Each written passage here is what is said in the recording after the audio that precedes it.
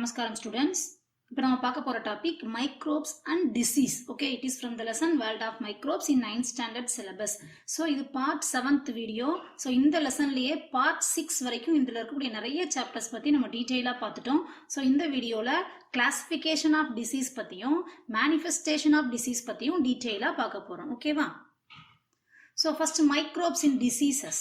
First diseasesனா என்ன அப்படின்றது நமக்கு தெரிஞ்சிருக்கணும். Disease அப்படினு எதெல்லாம் சொல்லுவோம்? Disease can be defined as the impairment or malfunctioning of the normal state of the living organism. So impairment. So இப்படி ஒண்ணு நடக்காது. அதுதான் impairment or malfunctioning. நார்மலா இருக்கக்கூடிய function different நடக்கக்கூடியது. அதுதான் malfunctioning அப்படினு சொல்லுவோம். So normal state of the living organisms that disturbs or modifies the performance of vital function of our body அப்படினு சொல்றாங்க. அதாவது நம்ம உடம்புல நடக்கக்கூடிய நார்மலா நடக்கக்கூடிய functionsல ஏதாவது சேஞ்சஸ் நடந்தது, ஏதாவது மாடிஃபை ஆச்சு அப்படின்னா அதை தான் டிசீஸ் அப்படின்ற டேர்மால நோட்டிஃபை பண்றோம். ஓகேவா? சரி, இப்போ இந்த டிசீஸ் எதனாலெல்லாம் ஃபார்ம் ஆகுது, எப்படி ஒவ்வொரு மைக்ரோப்ஸும் டிசீஸை காஸ் பண்றாங்க அப்படின்றத பத்தி பார்க்கலாம். So classification of diseases. Disease can be categorized based on the extent of occurrence, whether infectious or non-infectious, types of pathogen, transmitting agent. So எதெல்லாம் பேஸ் பண்ணி நம்ம கிளாசிஃபை பண்றோம் அப்படின்னா the extent of occurrence. So அது வெளிப்படக்கூடிய விதம். So எப்படி வெளிப்படுறாங்க, எப்படி ஒரு டிசீஸ் வெளிப்படுது, அதுதான் extent of occurrence அப்படின்றது. ஓகேவா? whether infectious or non-infectious. So இவங்களுடைய symptoms இன்ஃபெக்சியஸா இருக்கா இல்ல நான் இன்ஃபெக்சியஸா இருக்குதா அப்படின்றது இதை பத்தி டீடைலா பார்ப்போம் அடுத்து வரக்கூடிய ஸ்லைட்ஸ்ல. Okay, types of pathogens. Pathogens அப்படின்னா the organisms which have the ability to cause disease to the living things means that is called pathogens. So எந்த மைக்ரோப்ஸால எல்லாம் டிசீஸ் காஸ் பண்ண முடியுமோ அவங்கள தான் காமனா பேத்தோஜன் அப்படின்னு சொல்லுவோம். ஓகேவா? Next transmitting agent. So disease form பண்ண மட்டும் பத்தாது, ஸோ எப்படி அவங்க ஸ்ப்ரெட் ஆகுறாங்க, எப்படி டிரான்ஸ்ஃபர் ஆகுது ஒருத்தருந்து இன்னொருத்தருக்கு அப்படின்றத பத்தியும் நம்ம தெரிஞ்சிருக்கணும். ஸோ அதுதான் டிரான்ஸ்மிட்டிங் ஏஜென்ட் அப்படின்றது. ஓகேவா?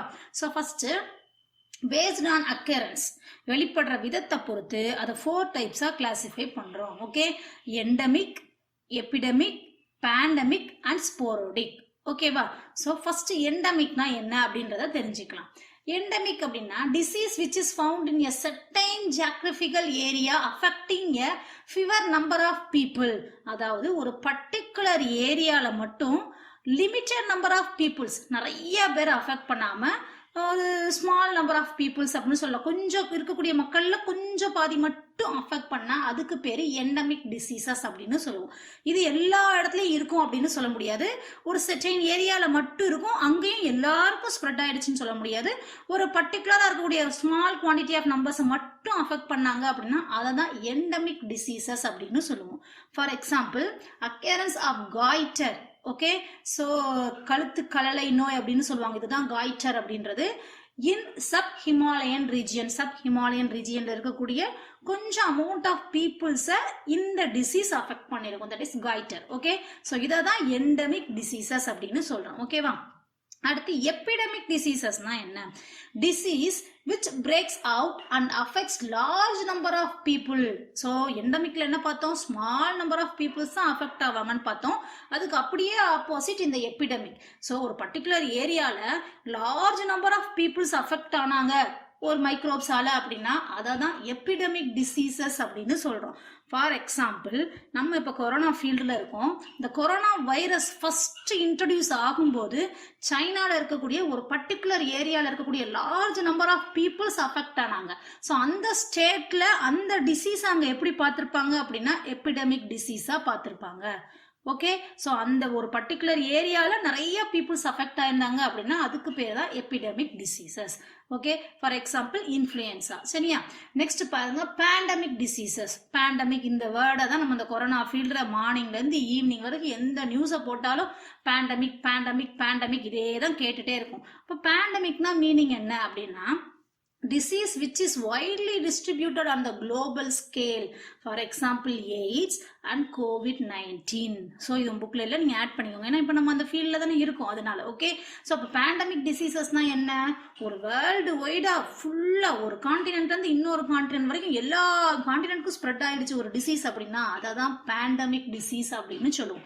ஸோ சைனாவில் ஃபார்ம் ஆன கொரோனா வைரஸ் எப்படி ஆகுது? ஹோல் வேர்ல்ட்லையும் இந்த கான்டினென்ட்ல இல்லைன்னு எதையுமே சொல்ல முடியாத அளவுக்கு எல்லா கான்டினென்ட்டையும் அஃபெக்ட் பண்ணியிருக்காங்க அப்படின்னா அதை தான் பேண்டமிக் டிசீசஸ் அப்படின்னு சொல்லுவோம். Okay, for example AIDS and COVID-19 அப்படின்னு சொல்லலாம். ஓகேவா? சரி, நெக்ஸ்ட் பாருங்க, ஸ்போரோடிக் டிசீசஸ்னா என்ன? டிசீஸ் விச் அக்கேஷனலி, இதெல்லாம் அந்த சீசனல் டிசீசஸ் அப்படின்னு சொல்லலாம். ஒரு சீசனுக்கு வரும், எல்லா சீசன்லயும் அந்த டிசீஸ் இருக்கும் அப்படின்னு சொல்ல முடியாது. ஓகேவா? ஸோ அதை தான் வந்து ஸ்போரோடிக் டிசீசஸ் அப்படின்னு சொல்லுவோம். Example malaria and cholera. எல்லா நேரமும் அந்த டிசீஸ் எல்லா சமயத்துலையும் இருக்கும், ரொம்ப பீக்கில் போகும் அப்படின்னு சொல்ல முடியாது. சம் அக்கேஷனல், சந்தர்ப்பம் கிடைக்கும் போது அந்த டிசீஸ் நிறைய ஸ்ப்ரெட் ஆகும், இல்லைன்னா இல்லாமல் போயிடும். ஓகேவா? ஸோ அதை தான் ஸ்போரோடிக் டிசீசஸ் அப்படின்னு சொல்லுவோம். ஓகேவா? நெக்ஸ்ட் பாருங்க, manifestation of diseases. Okay, manifestation அப்படின்னா அது வந்து வெளிப்படுற விதம், ஒரு இடத்துல இருந்து இன்னொரு இடத்துக்கு எப்படி ஸ்ப்ரெட் ஆகுது, அதோடைய சிம்டம்ஸ் எல்லாம் எப்படி இருக்கும், அதோடைய தன்மை எப்படி இருக்கும், அதை தான் மேனிஃபெஸ்டேஷன் ஆஃப் டிசீஸ்ன்னு பார்க்க போகிறோம். Okay, all these changes develop science and symptoms. So எல்லா டிசீஸுமே ஒரு சிம்டம்ஸ் இல்லாமல் நம்மளால் அதை டிசீஸ் அப்படின்னு அனலைஸ் பண்ணவே முடியாது. ஸோ அதான் ஃபர்ஸ்டே சொன்ன மாதிரி malfunctioning or modifying the function அப்படின்னு சொல்லிட்டோம். ஸோ அதைத்தான் சிம்டம்ஸ் அப்படின்னு சொல்கிறோம். அது இல்லை அப்படின்னா நம்மளால் டிசீஸை அனலைஸ் பண்ண முடியாது. So this is known as manifestation of diseases. For example cough, headache, inflammation, fits, vomiting. So இது எல்லாமே நமக்கு ஒரு சிம்டம்ஸ். திடீர்னு காஃப், இருமல் வந்தது அப்படின்னா ஓ நமக்கு கோல்டாக இருக்குமோ, ஸோ அந்த வைரஸ் நம்மளை இன்ஃபெக்ட் பண்ணியிருக்குமோ அப்படின்னு நம்ம திங்க் பண்ண ஆரம்பிப்போம். காஃப் எதுவுமே இல்லாமல் நார்மலாக இருக்கும் அப்படின்னா நமக்கு எந்த டிசீஸுமே இல்லை அப்படின்னு சொல்லிடும். So symptom is the reason for the analysing diseases அப்படின்னு சொல்லலாம்.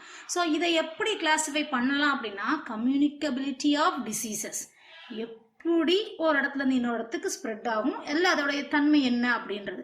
பாயிண்ட் ஆஃப் என்ட்ரி, எப்படி ஒரு வைரஸோ பாக்டீரியாவோ ஃபங்கையோ எப்படி என்ட்ரி ஆகுறாங்க அப்படின்றது. ரிசர்வாயர் ஆஃப் இன்ஃபெக்ஷன், ரிசர்வாயர் அப்படின்றது அடுத்தடுத்து வர ஸ்லைடில் நான் இதெல்லாம் எக்ஸ்பிளைன் பண்ணுறேன். ஓகே, அடுத்து incubation period and infection. So இந்த அஞ்சையும் பற்றி இப்போ பார்க்கலாம். First communicability of diseases. So இந்த டிசீஸை 2 டைப்ஸாக கிளாஸிஃபை பண்ணலாம். First one is infectious diseases, the another one is non infectious diseases. Okay, so infectious diseases are called communicable diseases. Communicable அப்படின்னா தொடர்பு கொள்ளும் போது பரவும் வியாதிகள் அப்படின்னு அர்த்தம். ஒரு இடத்துல இருந்து ஒரு ஆள்கிட்ட இருந்து இன்னொரு ஆள்கிட்ட ஸ்ப்ரெட் ஆகும். ஓகே, தொற்று வியாதி அப்படின்னு சொல்லுவோம் பார்த்தீங்களா, அதுதான் கம்யூனிகபிள் டிசீசஸ் அப்படின்றது. Okay, they are caused by external factors like pathogenic organisms invading the body and causing diseases. Example influenza, tuberculosis. ஒரு ஆள் கிட்ட இருந்து இன்னொரு ஆளுக்கு பரவுறது.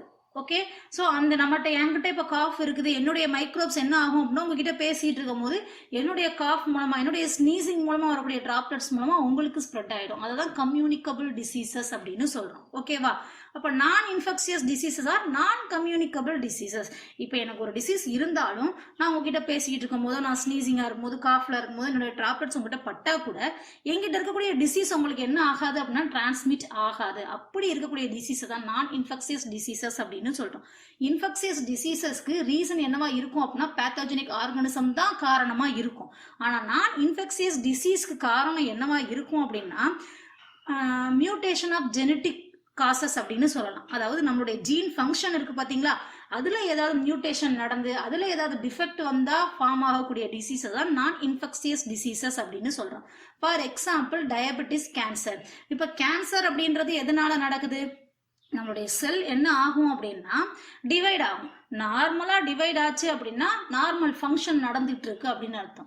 அதே மால் ஃபங்க்ஷன் ஆகுது அப்படின்னா அந்த டிவிஷன் முடிஞ்ச உடனே ஓல்டு செல்ஸ் என்ன ஆகாது அப்படின்னா டீகே ஆகாது. ஒரு ஓல்டு செல்ல இருந்து நியூ செல்ஸ் ஃபார்ம் ஆகும். இந்த நியூ செல்ஸ் ஃபார்ம் ஆனதுக்கு அப்புறம் இந்த ஓல்டு செல்ஸ் என்ன ஆயிடும் அப்படின்னா டெஸ்ட்ராய் ஆயிடும்.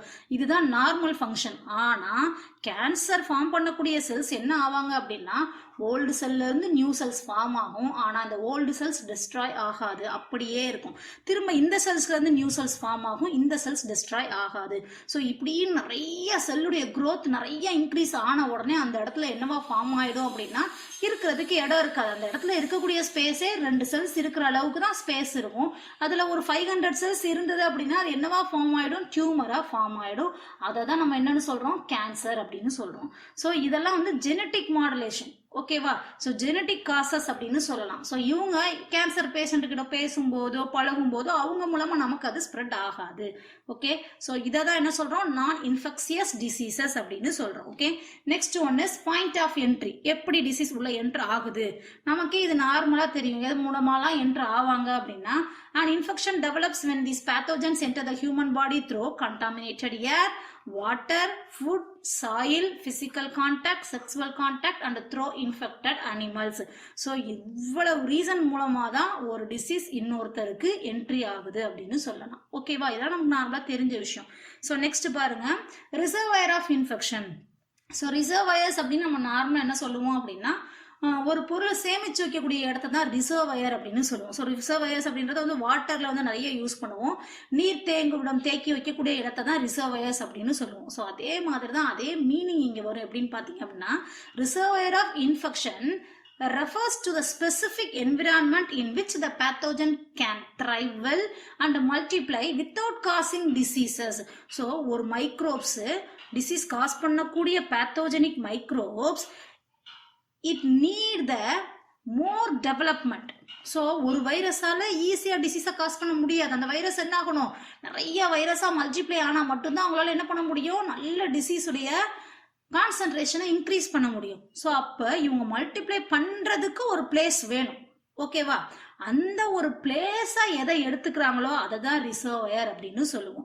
ஃபார் எக்ஸாம்பிள், சில மைக்ரோப்ஸ் என்ன பண்ணுவாங்க அப்படின்னா, வாட்டர்ல என்ன பண்ணுவாங்க, நல்லா மல்டிப்ளை ஆவாங்க, அவங்களுடைய நம்பர்ஸை நல்லா இன்க்ரீஸ் பண்ணிக்குவாங்க.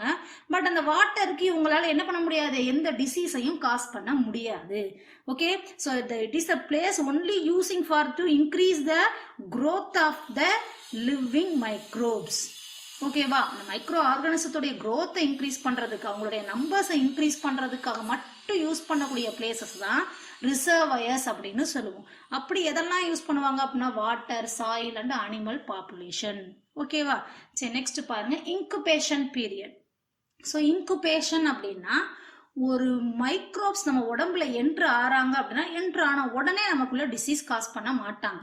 ஓகே, அவங்க என்ன பண்ணணும், நம்மளுடைய செல்லுக்குள்ள வந்ததுக்கு அப்புறம் அவங்க ஃபர்ஸ்ட் என்ன பண்ணுவாங்க அப்படின்னா மல்டிப்ளை ஆவாங்க.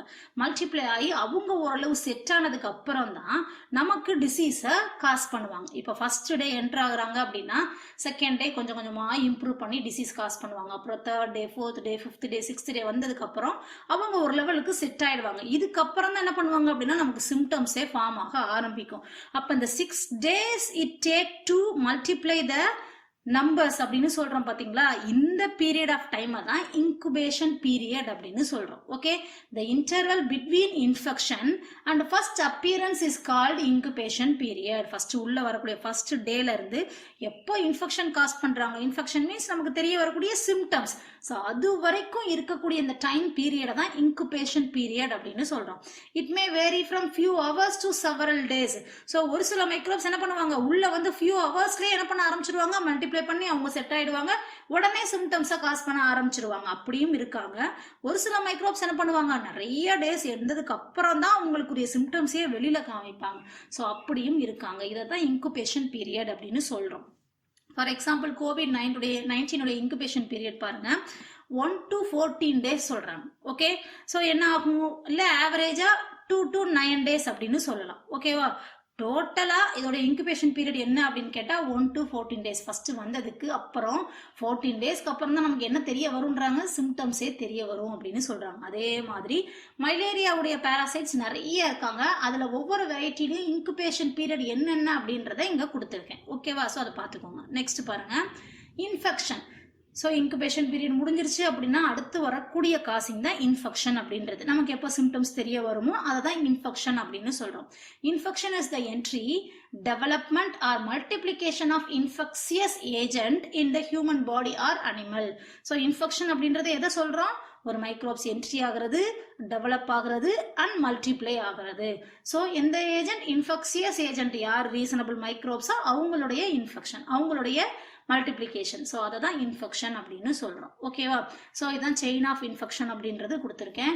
ஸோ ஃபஸ்ட்டு வந்து எப்படி ஹோஸ்ட்டுக்குள்ளே என்ட்ரு ஆகுறாங்க, அடுத்து அவங்க ஒரு ரிசர்வயர் மூலமாக மல்டிப்ளை ஆகிக்குவாங்க, அதுக்கப்புறம் அவங்க ஹோஸ்ட்டுக்குள்ளே என்ட்ரு ஆவாங்க, என்ட்ரு ஆனதுக்கப்புறம் என்ன பண்ணுவாங்க, ஒரு இன்குபேஷன் பீரியட் நடக்கும், அதுக்கப்புறம் சிம்டம்ஸை காமிப்பாங்க, அதை தான் இன்ஃபெக்ஷன் அப்படின்னு சொல்கிறோம். ஓகேவா? ஸோ இந்த வீடியோவில் மைக்ரோப்ஸ் அண்ட் டிசீஸ் பற்றி நிறைய பார்த்துட்டோம். ஸோ எப்படியெல்லாம் மைக்ரோப்ஸ் உள்ளே வர்றாங்க, எப்படிலாம் என்ட்ரு ஆகிறாங்க, எப்படிலாம் வந்து இன்ஃபெக்ஷன் காஸ் பண்ணுறாங்க அப்படின்றத பற்றி டீட்டெயிலாக பார்த்துட்டோம். ஸோ நெக்ஸ்ட் வீடியோவில் வாட்டர்பார்ன் டிசீசஸ் பற்றியும் ஏர்பார்ன் டிசீசஸ் பற்றியும் டீட்டெயிலாக பார்க்கலாம். Okay, thank you.